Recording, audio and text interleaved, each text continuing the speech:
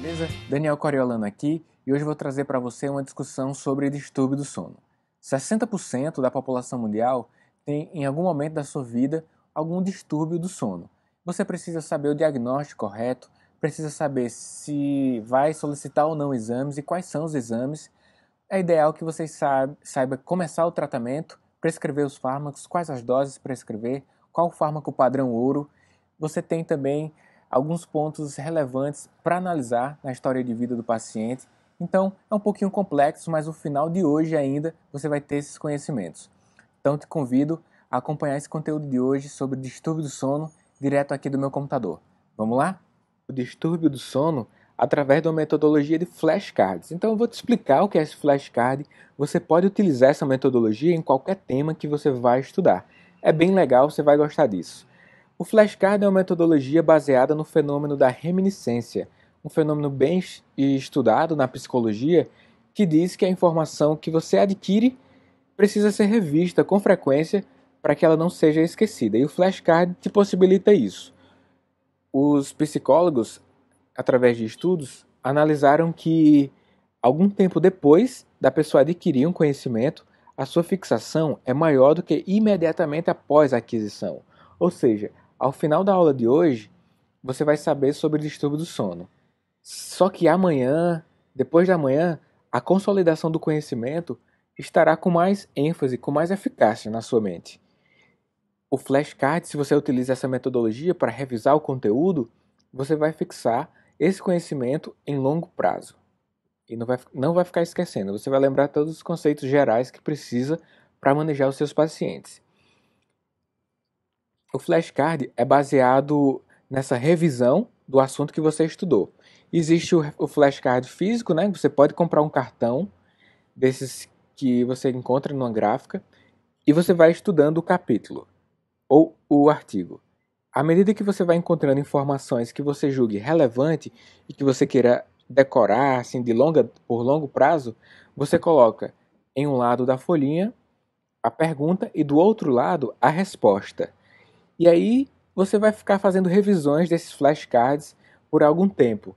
E essas revisões são bem rápidas. É mais rápido fazer a revisão do flashcard do que fazer a revisão do seu capítulo, no resumo que você porventura faça, ou então de ir lá, pegar o livro e ver o que você marcou. Então, o flashcard é uma maneira de revisar de forma bem rápida. E existe também a forma eletrônica, através desse site AnkiWeb. Você pode fazer o seu próprio flashcard e ficar revisando através do celular.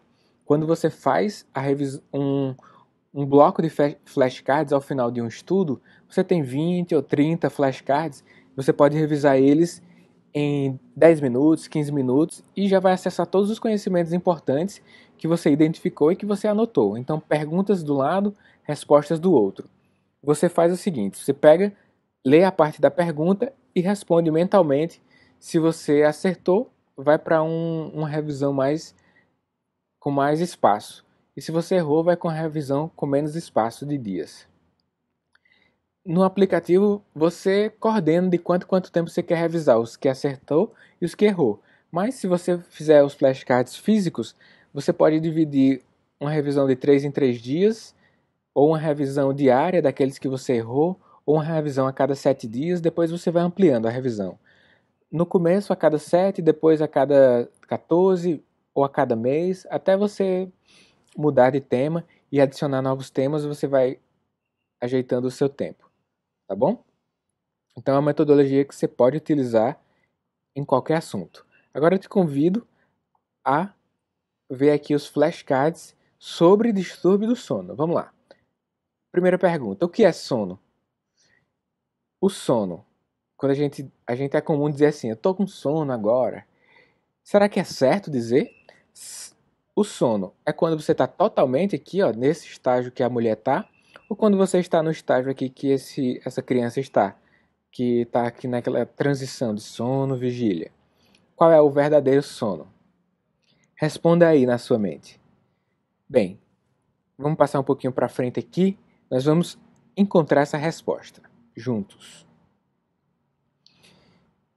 Sono é o estado regular, recorrente e facilmente reversível. Ele é caracterizado pela inatividade relativa e acentuado aumento do limiar de resposta dos estímulos externos quando comparado ao estado de vigília. Então é o seguinte, quando a gente analisa essas imagens, a gente pode dizer que os dois estão no estágio de sono, os dois. Não é obrigatoriamente estar totalmente dormindo, igual a mulher está, para dizer que está com o sono. O outro estágio também contempla o sono. Vou já te mostrar quais são as fases do sono em um flashcard. Mas eu quero que você tenha atenção sobre isso, que mais da metade dos adultos experimentem pelo menos de forma intermitente alguma espécie de distúrbio do sono, ou seja, um problema bem frequente que no início do conteúdo de hoje eu já te falei. Você deve provavelmente atender um paciente com um distúrbio do sono em algum momento da sua prática clínica diária. Então, a partir de hoje você vai estar com maior preparo sobre isso. Então vamos estudar como o sono é estruturado. Você deve ter aí acessar os seus conhecimentos que o sono é dividido em não REM e REM. Isso aí todo mundo sabe. Agora vamos aprofundar esse conhecimento. Quais são as subfases do sono não REM? O que é que esse sono não REM acontece do ponto de vista fisiológico e o que é que o REM tem de diferente do não REM? Então vamos lá. Imagina que o ciclo do sono comporta o sono não REM e o sono REM.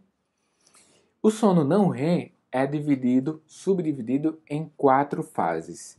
Essas 4 fases denotam um aprofundamento maior do sono. Uma fase de transição entre o sono e a vigília é a fase 1. Uma fase de maior repouso, muscular inclusive, é a fase 4. E a fase 2 e 3 é intermediária para o aprofundamento do nível de sono. Nessa fase, que é não REM, dividida em fase 1, 2, 3 e 4, está lá a fase que corresponde a 50% do sono total. De toda a sua noite de sono, 50% vai estar lá na fase 2 do sono não REM. E do ponto de vista fisiológico, para que serve? Para que serve o sono não REM? Então, está bem estabelecido que é um ponto muito importante para a termorregulação, ter uma boa qualidade de sono não REM. É importante também conhecer que essa é a fase de reparação somática. Por isso que existe um maior aprofundamento, porque nesse maior aprofundamento, em termos leigos, disse que a pessoa está recarregando as baterias. Então, em termos científicos, é a restauração somática. Normalmente, a idade, quanto mais velho, você pode ter a fase 3 e 4 suprimidas.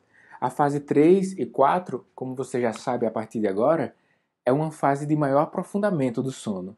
Se você tem uma idade muito avançada, você pode ter suprimido a fase 4, ou dependendo da sua atividade trabalhista, você é vigia, então dá muitos plantões, você tem a fase 3 suprimida. Normalmente, depois dos 30 anos, isso pode acontecer. O médico, aquele médico que está muito nos plantões, acorda muitas vezes durante os plantões noturnos, ele pode ter um distúrbio do sono e aí ter um prejuízo na sua reparação somática, ou seja, compromete o sono não REM. Entendeu sobre o sono não REM? Fase 1, fase 2, fase 3, fase 4, restauração somática, e aí pode ter suprimido com a idade até um certo limite. Agora vamos falar sobre a fase REM, que é a outra fase que dura mais ou menos 20 minutos. É uma fase que acontece de 4 a 5 vezes durante o sono total, durante toda a sua noite de sono. É uma fase curta de 20 minutos em relação à fase anterior do não REM, que dura entre 90 minutos e 120 minutos. Na fase REM, é uma fase onde acontecem os sonhos e os pesadelos. Está bem estabelecido também, por conta desse maior fluxo de sangue cerebral, que é uma fase em que o paciente tem uma consolidação da sua memória. Mas, para ser bem rigoroso em termos técnicos, é uma fase em que o paciente tem consolidação mnésica. Isso aí você já deve associar com sua vida, porque se você não tem uma boa qualidade de sono, se você suprime o sono não REM, você tem uma baixa qualidade de consolidação da sua memória. Você, como estudante constante, dando plantão direto, suprimindo o sono REM, você vai ter uma memória prejudicada. Inclusive, existem alguns fármacos que interferem fortemente na qualidade do sono não REM e você sabe, essa queixa é muito frequente na prática diária. Você certamente, se você é médico ou médica, ou talvez um estudante de medicina que acompanhou algum ambulatório, atendeu um paciente que usa a amitriptilina com a queixa de que estava esquecido. Lembra aí de um paciente assim? Eu já atendi vários. E aí vamos entender o porquê isso acontece. Isso acontece porque a amitriptilina, a nortriptilina também acontece isso, é um fármaco dito supressor do sono REM. Então, se a pessoa deixa de ter o sono REM, compromete a consolidação da memória, uma queixa esperada é a falta de memória. Então, você agora já sabe por que isso acontece. E deve saber também que o fármaco não deve ser prescrito por meses, anos a fio, já que ele tem essa interferência aí como efeito colateral. Você sabe também que a amitriptilina tem diversos outros efeitos colaterais, só que você vai pesar sempre o benefício que o paciente tem em relação ao efeito adverso e vai acompanhar de perto para desprescrever o fármaco quando for necessário. Lógico que todo fármaco tem o seu efeito adverso. Se a gente for deixar de prescrever, não vai prescrever nenhum, né? E eu resumi aqui para você na tela todo esse resumo que eu acabei de falar e vamos resumir juntos agora. O sono não REM, fase 1, é a transição do sono vigília. Fase 2, 50% do sono total, é uma atividade mental fraca. Na fase 3 e 4, o sono é lento, bem profundo e é essencial para a restauração somática, é essencial para a regulação da sua temperatura corporal. Isso é importante também sob o ponto de vista do gasto energético que você tem durante o sono e durante o período de vigília. E aí, isso vai durar 90 a 120 minutos e vamos em seguida para o sono REM. O sono REM, que acontece de 4 a 5 vezes durante a noite, dura aproximadamente 20 minutos e tem uma recorrência quando finaliza o sono não REM, ou seja, de 90 minutos a 120 minutos de intervalo. É no momento onde acontece maior fluxo de sangue para o cérebro e aí tem pesadelos, tem terrores noturnos e é essencial para a consolidação da sua memória. Aliás, eu pergunto para você, qual a diferença entre terror noturno e pesadelo? Esse é um ponto bem interessante que talvez traga alguma dúvida e, do ponto de vista clínico, tem uma diferença incrível e você tem que agir de forma diferente sobre eles. O terror noturno é o seguinte: o paciente tem um ponto importante no terror noturno, que é o grito do terror noturno. Os pacientes falam isso. Os pacientes não. Os contatos dos pacientes. Porque no terror, o paciente tem um sonho vívido e ele não lembra. Porque é tão vívido o sonho que ele chega a gritar, mexer. E aí quem relata é o parceiro, se for um casal, ou então os pais relatam. Então é isso. No terror noturno, o paciente grita, se mexe, tem um sonho vívido, mas não acorda. E nem muito menos lembra. O que ele tem é a queixa do distúrbio do sono, dizendo que se sente cansado durante o dia, porque ele teve uma agitação noturna considerável. Ele não descansou do ponto de vista somático de forma ideal. E ele fica cansado durante o dia. E o terror noturno tem um tratamento para você suprimir o sono REM. Então você pode dar amitriptilina para ele não ter o sono REM e ele não ter o terror noturno. A diferença agora do terror noturno para o pesadelo. O pesadelo, o paciente acorda com aquilo. Ele pode ter o mesmo pesadelo várias vezes. E a diferença, o ponto marcante, é que no terror noturno ele não acorda e no pesadelo ele acorda com o sonho ruim. Eu trouxe para você aqui para a gente estudar um gráfico de um ciclo do sono. Olha que massa. O ponto inicial, o rosa aqui, é o indivíduo acordado. Ele vai dormindo e vai aprofundando o seu sono. Ele pode passar da fase 4 diretamente para a fase 1 e não obrigatoriamente voltar da 3, 2, 1. Isso pode acontecer se ele está dormindo e alguém acordá-lo. Ele passou da fase 1 para 2 para 3, uma fase mais profunda, e de repente alguém acordou ele. Quando acorda na fase 4 é muito chato. Você já deve ter acordado, alguém já deve ter lhe acordado na fase 4 e você achou bem ruim. Por quê? Porque você estava num nível muito profundo de sono. Esse nível profundo de sono fez com que você estivesse com um relaxamento muscular muito importante. E imagina só, acordado um relaxamento muscular muito legal, logo para a vigília ali, muito ruim, né? O ideal é que seja paulatino aqui. Voltando para 3, para 2, para 1, ou então acordar quando está no sono REM, que não está no relaxamento muscular muito profundo, que já tem fluxo de sangue cerebral considerável. E aí seria uma fase mais adequada para se acordar, tá bom? Mas o ciclo de sono, olha só, a fase 2, que corresponde a 50% do sono total, olha só a repetição do sono REM, os rosas aqui de baixo. Dura pouco tempo, né? 20 minutos, ele pode se repetir com mais frequência aqui no final do sono, e aí o indivíduo acorda depois. Então vocês estudaram aqui vários ciclos do sono. Olha só, um ciclo, 2 ciclos, 3, 4, 5. Teve 5 ciclos do sono desse paciente. Um ciclo comportando as fases do sono não REM e o REM. Muito legal esse gráfico. Você pode se perguntar agora, baseado nessas informações, que como é que é classificado o sono, se é saudável, se não é. Quem vai dizer mais isso é o paciente, você não vai considerar apenas a quantidade de horas dormidas. Olha só essa citação que eu trouxe para você. O sono é considerado saudável quando em qualidade e quantidade suficientes para manter um bom nível de vigília durante o dia. Então não leve em consideração apenas as horas dormidas, tá bom? Pergunte ao seu paciente se ele está tendo a sensação de que não dormiu bem, se ele está se sentindo cansado, com vontade de dormir durante o dia. Isso é muito importante para você classificar o distúrbio do sono.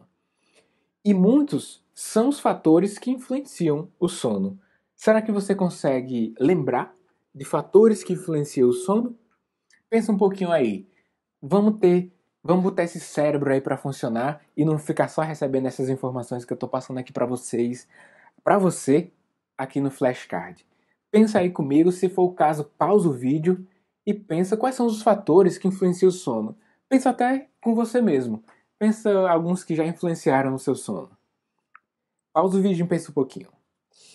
De volta aqui, eu fiz um mnemônico para ficar bem facinho de você decorar e esquecer, e não esquecer, deixar na sua memória de longo prazo. Lembra desse mnemônico? FIAPO. E o FIAPO são os fatores que influenciam na qualidade do seu sono, na qualidade do sono do seu paciente e todo mundo. Fármacos, idade, ambiente, fatores psicológicos e orgânicos. Bora falar sobre cada um deles? Será que você lembra de algum fármaco que influencia a qualidade do sono? Eu já citei pelo menos um aqui, hoje. Foi a amitriptilina.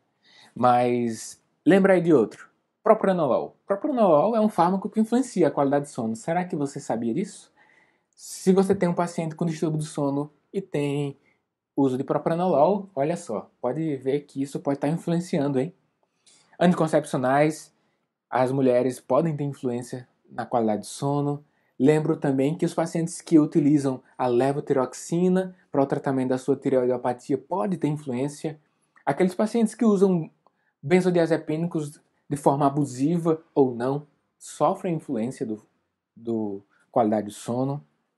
Até mesmo aqueles pacientes que utilizam o corticoide de maneira crônica. Você sabia disso? O paciente reumatológico que utiliza muito corticoide, ele tem distúrbio do sono relacionado ao uso do corticoide. Então, informações muito importantes para você analisar diante do seu paciente. Idade. Qual a influência, então, da idade sobre a qualidade do sono? A gente sabe que, com o avançar da idade, menos horas de sono são necessárias para que você se recupere do ponto de vista somático. Você não está tendo uma divisão celular gigantesca igual uma criança tem para crescer, então você tem uma taxa metabólica basal mais equilibrada, não precisa dormir muito tempo para se reconstituir somaticamente falando. Então as horas de sono, né, consequentemente, diminuem, mas isso tem um limite. Até uns 50 anos, aí em seguida se estabiliza e fica entre 6 e 5 horas por dia, se estabelece esse ponto. Com a avançada idade, chega um ponto até os 50 anos e para. Não fica diminuindo não. Para e fica naquele ponto. Tá certo? Ambiente. O ambiente, então, se for um ambiente quente, muito frio, se tem luz no ambiente, se é um ambiente que tem barulho, que sofre influência de outras pessoas na casa, que interfere a qualidade do sono, isso tudo vai influenciar. E é muito importante levar em consideração também os fatores psicológicos e de personalidade. Então, se é uma pessoa muito ansiosa, se é uma pessoa que sofre muito com o estresse do meio, se é uma pessoa que não tem tanta aquela inteligência emocional, equilíbrio emocional e sofre muito com o estresse do dia a dia, ela pode ter isso repercutido através do seu sono ruim. Vai ficar com baixa qualidade do sono. Então, a gente chama isso de fatores psicológicos. E os fatores de doença mental também que ela porventura tenha, transtorno de ansiedade generalizada, depressão, isso aí vai influenciar também. Do ponto de vista orgânico, alguma doença específica pode influenciar no sono. E você deve convir comigo que, por exemplo, um paciente que tem dor crônica tem o seu sono com a qualidade reduzida. Então, do ponto de vista orgânico, posso te dizer que dor é um grande fator. Posso te dizer também que um paciente com asma, com a dispneia, seja por ICC ou qualquer outra coisa, tem a qualidade do sono prejudicada, lógico. Aquele paciente com síndrome da apneia obstrutiva do sono tem a qualidade reduzida. E pense comigo, todos esses fatores que eu citei para você, fiapo, eles podem reduzir a qualidade do sono, mas não necessariamente impedir que o paciente durma. Olha só, o paciente pode dormir e ficar na fase 1 e fase 2, fase 1 e fase 2. Ele não se reconstitui bem. E ele pode dizer que dormiu a noite toda, mas ainda está com sonos. O problema é que os fatores que eu citei agora há pouco, eles impedem o aprofundamento do sono, mas eles podem ainda deixar que o paciente fique na fase 1 e na fase 2. Mas se o paciente não aprofunda o sono, ele não tem restauração somática, se ele não tem sono REM, ele não tem consolidação da memória, isso tudo fica bem prejudicado, tá bem? Então, não são fatores impeditivos do sono, mas são fatores que influenciam e que prejudicam a qualidade da reconstituição somática e da consolidação amnésica, termorregulação e todos os outros benefícios do sono, tá bem? Coloquei aqui para você de forma clara para que você fixe aí com a sua memória visual. Fármacos: propranolol, corticoide, antidepressivo tricíclico. Idade: quanto maior a idade, menor hora por noite. O ambiente: iluminação, barulho, temperatura. Até aquela luzinha da sua televisão lá pode estar interferindo na qualidade do seu sono. Fatores psicológicos como estresse, ansiedade, depressão, e os orgânicos, como eu citei, dor, dispneia, asma, hipertensão e tireoidopatia. Olha só o que tem nesse artigo aqui que eu destaquei para você. A diminuição da capacidade de dormir é menos uma função da idade e mais uma função de outros fatores que acompanham o envelhecimento, como doença, o aumento do uso de medicamentos, os avanços no relógio circadiano endógeno, né? E uma maior prevalência de distúrbios específicos do sono. Se você não entendeu o que eu falei, pausa o vídeo e lê isso aí, porque isso é importante. Eu quero trazer para você a informação de que não deposite todos os problemas que o paciente tem, que o seu paciente tem, dizendo que é por conta da idade. Isso não é uma verdade. Leve em conta todos os fatores, vários fatores. Em falar em relógio circadiano, você lembra que aquele paciente que sofre jet lag, né, então que viaja para um local cujo fuso horário é considerável, principalmente com a mudança de luz, ele pode ter o distúrbio do sono de forma por pouco período de vida, e isso pode motivar o tratamento farmacológico dele, para que ele não sofra tanto, tá bem? Então, a alteração do relógio circadiano pode acontecer também com os turistas, com os viajantes. Mais uma pergunta aqui para continuarmos os nossos flashcards. Quando o diagnóstico de distúrbio do sono está estabelecido? Isso você encontra nas diretrizes, então o paciente tem que ter pelo menos em 3 vezes da semana esse problema, esse distúrbio do sono, essa alteração na qualidade do sono, pelo menos um mês. Mas o que eu quero que você deixe na sua cabeça é que leve em conta, além das horas dormidas, a sensação que o paciente vai falar para você da qualidade do sono ruim e também de que ele sente sono durante o dia, alguma certa perda funcional. Então, a resposta correta é quando se verifica uma diminuição persistente das horas do sono, mas não só isso, condicionando um déficit cumulativo das funções neurológicas e comportamentais. E você pode perguntar: Daniel, quais são essas funções neurológicas e comportamentais? Então são essas: as funções cognitivas, as funções de vigilância, as funções executivas e de memória. E aí tudo vai estar prejudicado se o cara tem distúrbio do sono. Olha só, as avaliações de insônia precisam ser amplas, abrangendo características médicas, psicológicas, sociais do paciente. Você, no campo da atenção primária à saúde, tem a possibilidade de analisar isso tudo. Você analisa o indivíduo, você analisa o bairro em que ele está, você analisa qual a comunidade, se é violenta ou não, e aí são os fatores que influenciam na qualidade do sono. Leva muito em consideração isso, tá bom?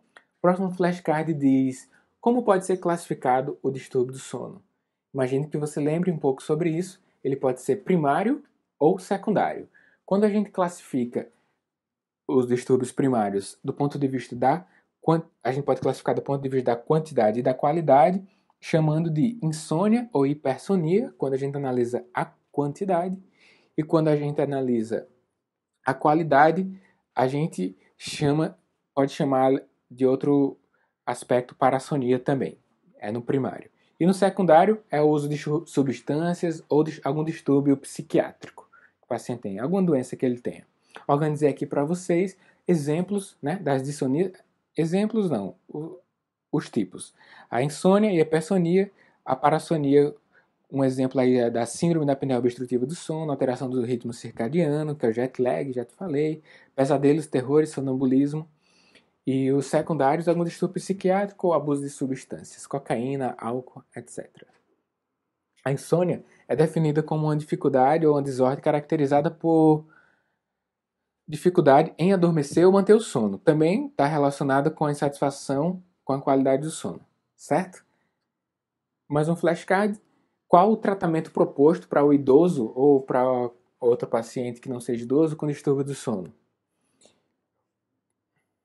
Qual seria? Qual que você faz? Você já deve lembrar aí do benzodiazepínico, você lembra também que um fitoterápico pode ser utilizado, mas lembra também que a TCC, né, tratamento não farmacológico, é uma opção. Hoje a terapia cognitivo-comportamental, TCC, é um tratamento de padrão para a insônia primária. Não deve ser usada sozinha, mas tem que ser associada ali com o tratamento farmacológico. Eu destaquei aqui para você um monte de tratamento, mas lembra que a gente pode fazer muito já na primeira consulta sobre higiene do sono, sobre a prescrição de fármaco. Existem outras opções que você visualiza aqui nesse slide. Mas eu gostaria que você ficasse com a sua mente aberta e entendesse bem sobre esses pontos importantíssimos, que são os pontos relacionados à higiene do sono. E por isso que eu coloquei aqui os 10 passos da higiene do sono para você indicar ao seu paciente. Anota eles aí mentalmente ou escrito mesmo. Não gastar muito tempo na cama, diz para o seu paciente não fazer isso.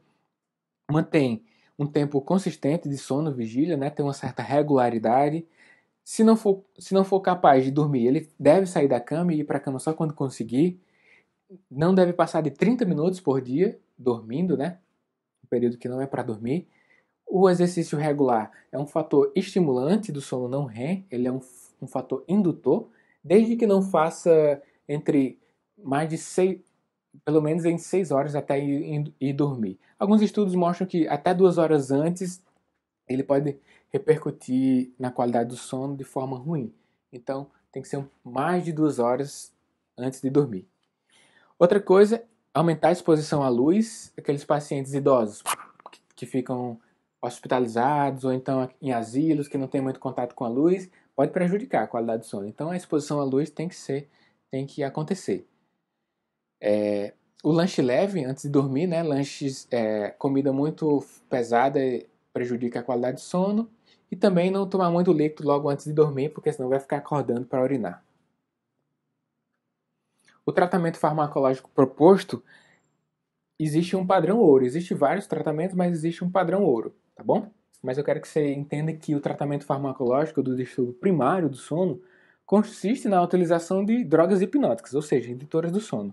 Além disso, as substâncias que apresentam efeitos sedativos, tais como antidepressivos, podem ser utilizados também, e aí você vai ver da disponibilidade do seu serviço. Mas um grande representante de um fármaco padrão ouro, inclusive, é o Zolpidem. você pode prescrever o Zolpidem de 5 miligramas e de 10 miligramas. Olha, quando você for prescrever o Zolpidem, lembre-se de que informe ao seu paciente que ele tem que tomar logo antes de dormir. Se possível, ali já sentado na cama. E aí, porque o Zolpidem tem um início de ação bem rápido. Nos primeiros 15 minutos já deve fazer efeito. O fato é que o Zolpidem também é um indutor do sono que tem uma meia-vida bem curta, 2 horas e meia, 3 horas. Ele tem menor possibilidade de causar dependência quando comparado ao benzodiazepínico e por isso, consequentemente, é melhor do que o benzodiazepínico. Mas também não pode passar de 4 semanas utilizando de forma em tempo, meses a fio, não. É só para um tratamento inicial, enquanto os outros fatores lá da higiene do sono e outros fatores de exercício, alimentação, são colocados em práticas com mais ênfase, tá bom? Mas o Zolpidem é um padrão ouro para que você tenha aí na sua mente. Um fármaco também que pode ser prescrito para a gente aproveitar o efeito adverso dele é a amitriptilina com boa disponibilidade no nosso serviço. De forma secundária, tá bom? Mas a dose não deve ultrapassar de 50 miligramas. Você prescreve no receituário especial 12,5 miligramas. Se funcionar já para melhorar a qualidade de sono, melhor ainda, utiliza por pouco tempo, 2 a 4 semanas. Você pode pensar, a amitriptilina só tem efeito com 4 semanas depois de início, mas esse é o efeito antidepressivo. Eu estou falando do efeito colateral para aumentar o sono, ele já acontece nos primeiros dias do uso do fármaco, tá bom? Uma possibilidade de fitoterápico é o valeriane. Você pode prescrever de 50 miligramas, pode utilizar 3, 4 vezes ao dia, e é um fitoterápico que você utiliza naquele paciente com provável possibilidade de drogadição, se for utilizar benzodiazepínico ou qualquer outro fármaco. Tá bom? Então você opta por fitoterápico nesses pacientes que têm contraindicação ao benzodiazepínico. Mas o benzodiazepínico também é uma opção de forma secundária. Você utiliza uma de meia-vida mais curta e por um curto período de tempo. Clonazepam é uma das opções. O midazolam nunca prescrevi. O midazolam, embora apareça como uma opção terapêutica nas diretrizes, é um fármaco que induz sono muito rápido, tem uma amnésia anterógrada, risco de queda, deixo por segundo plano aí, nunca utilizei. Você deve se perguntar também se está no momento ou não de encaminhar o seu paciente de manejo aí na atenção primária, e alguns pontos eu destaquei como importantes para que você saiba. Se você tem dificuldade ou dúvida no diagnóstico, se você tem um paciente com mais de 30 dias tratando e sem efeito benéfico do tratamento, ou se você suspeita de algum transtorno psicótico, ou ele tem a síndrome da apneia obstrutiva do sono ou qualquer outra doença não controlada com o seu manejo, aí você deve encaminhar para o colega médico com mais expertise no tema que lhe aflige. Existem alguns erros frequentes, eu anotei aqui para você. Imaginar que o paciente tem um distúrbio do sono apenas ao considerar as horas dormidas é um erro frequente, tem que considerar a qualidade, né? Iniciar o fármaco de forma leviana, sem utilizar os recursos não farmacológicos, tá? É um erro. Realizar abordagem sintomática sem levar em conta, né, os vários contextos que o paciente está inserido. Usar os benzodiazepínicos naqueles com síndrome da apneia obstrutiva do sono, que é contraindicado. O benzodiazepínico, ele faz um relaxamento da musculatura da hipofaringe e aí pode causar grandes malefícios ao seu paciente. E manter o hipnótico por grande período de tempo. Lembra o seguinte, um critério para dizer que o paciente tem síndrome da apneia obstrutiva do sono é que ele tenha essa hipóxia por pelo menos 5 vezes em 1 hora, ou então 30 episódios dessa hipoxemia durante o sono total. É uma quantidade considerável e aí deve ser manejado na atenção secundária, provavelmente depois de se realizar a polissonografia. O médico vai indicar o CPAP por ser um tratamento de grande repercussão positiva ao paciente, além da redução de peso e outros fatores que incluem a higiene do sono. Esses foram os pontos que eu destaquei para você e que estabeleci como objetivo de aprendizagem no conteúdo transmitido de hoje. Esse aqui são as referências utilizadas no conteúdo que eu transmiti para você hoje e quero te deixar com essa frase também que assim como o dia bem aproveitado, proporciona um bom sono, uma vida bem vivida, proporciona uma boa morte. Tenho certeza que agora você tem mais habilidades para manejar um paciente, você tem informações suficientes para já atender um próximo paciente aí ainda hoje, ou então amanhã, essa semana ainda, e manejá-lo com qualidade se ele tem alguma queixa relacionada a distúrbio do sono. Muito feliz em contribuir com a sua formação. Acompanhe a gente aí no Medcast, só buscar no iTunes ou no SoundCloud, você baixa o aplicativo e eu forneço conteúdo com frequência para você que é médico, estudante de medicina generalista, tá bom? Um abraço e a gente se vê aí nos próximos conteúdos. Até lá!